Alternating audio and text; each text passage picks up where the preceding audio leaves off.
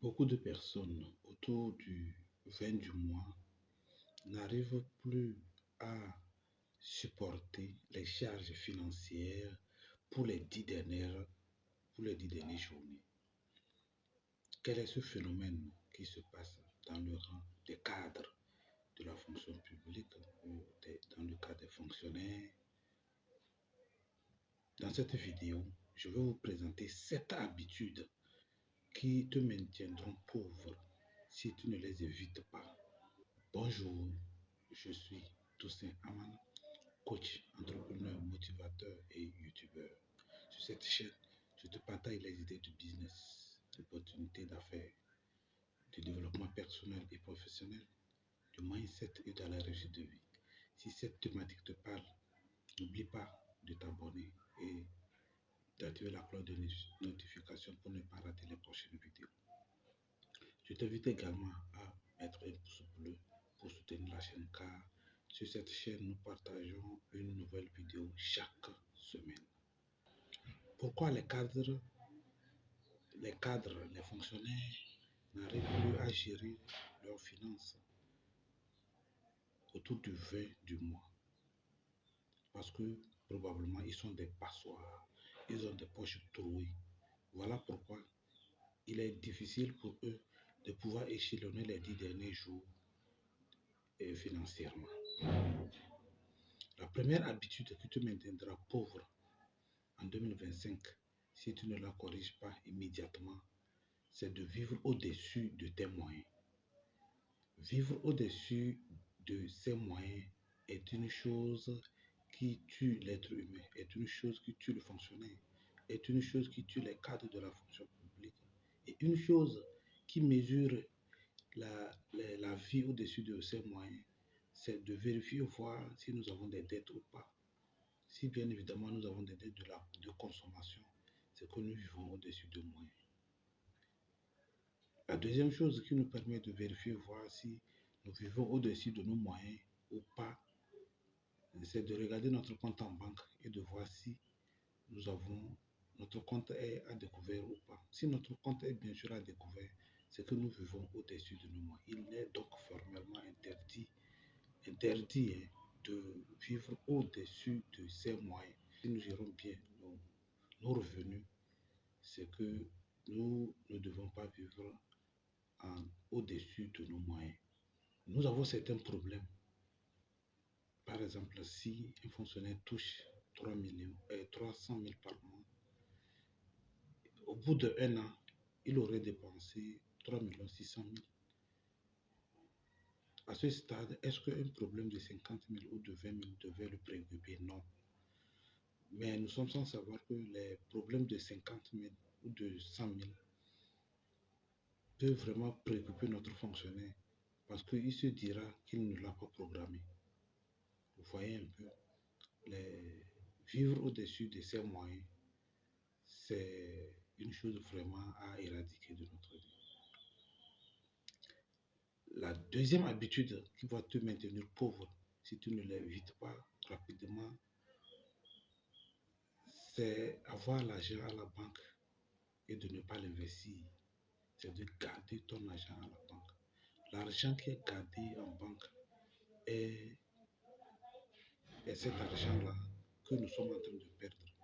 Parce que la banque va te calculer, bien évidemment, les intérêts selon ce qu'elle veut et non selon ce que toi tu veux. Donc, si on fait une analyse par rapport à cet argent ou ces intérêts que la banque nous calcule, nous verrons que ces intérêts sont bien minimes. Ces intérêts sont bien minimes que ce que nous nous imaginons. Donc, investir son argent et avoir beaucoup d'intérêts, c'est mieux de garder son argent en banque, ce qui ne nous rapporte pas grand-chose. Mais si nous avons un grand projet et que nous voulons garder une grande somme comme 300 000 $, 500 000 $, 100 000 $, et juste après cette somme accumulée, nous l'investissons, cela vaut mieux que de garder son argent et de le voir augmenter des miettes chaque mois. La troisième habitude qui te maintiendra pauvre si tu ne l'éradiques pas rapidement, c'est d'avoir une seule source de revenus en 2025. Une seule source de revenus ne garantit rien en cette année 2025. Supposons que tu as une seule source de revenus et du jour au lendemain, tu perds ton travail ou tu tombes dans l'invalidité ou tu ne peux pas travailler, quoi. D'où te viendra l'argent pour pouvoir subvenir aux besoins de ta famille et toi? Là-bas, l'enfer revient. Voilà pourquoi il est important de créer plusieurs sources de revenus en cette année 2025. Créer plusieurs sources de revenus. Plusieurs sources de revenus. Une seule source de revenus ne garantit rien. Créons plusieurs sources de revenus.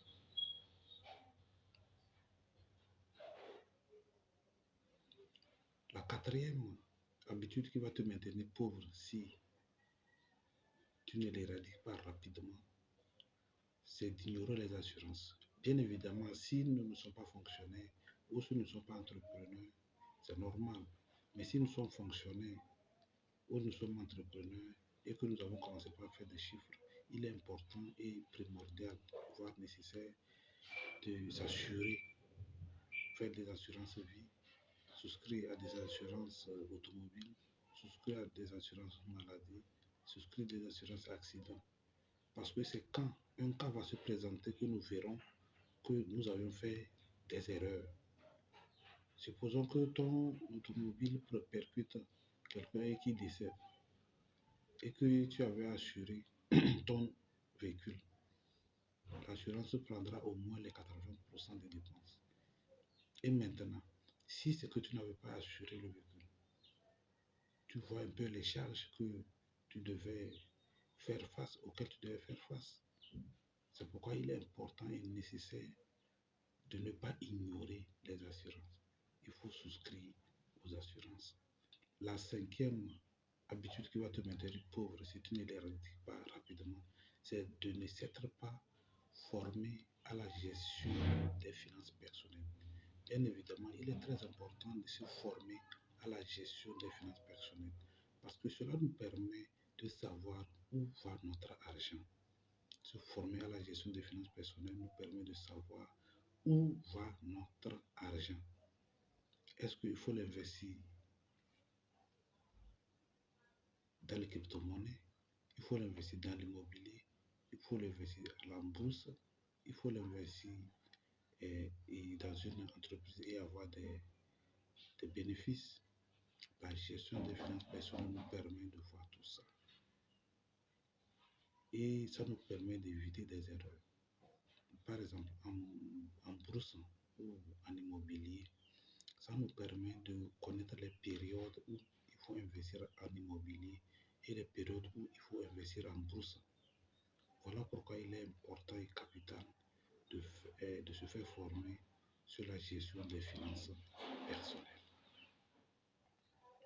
La sixième et l'avant-dernière habitude qui va te maintenir pauvre, si tu ne l'éradiques pas immédiatement, c'est de penser que le temps est infini. Erreur grave. Le temps n'est pas infini. Les gens pensent pouvoir faire 400 ans, alors que c'est impossible. On ne peut jamais faire 400 ans. On ne peut jamais faire 400 ans.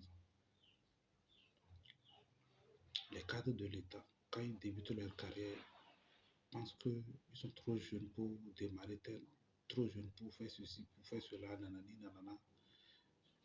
Mais ils se voient surpris par le temps.